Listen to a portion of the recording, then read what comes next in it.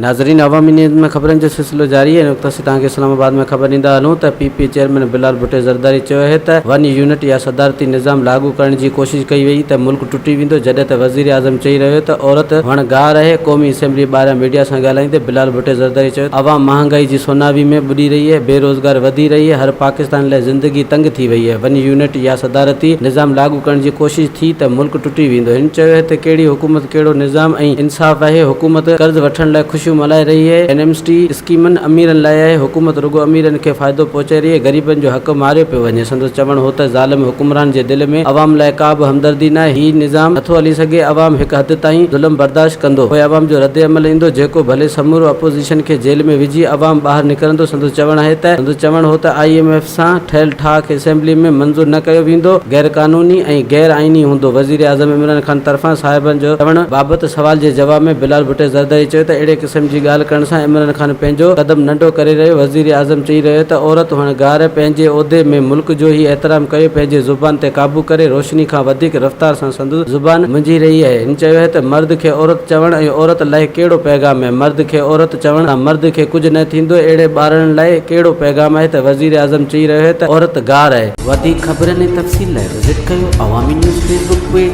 YouTube page ऐं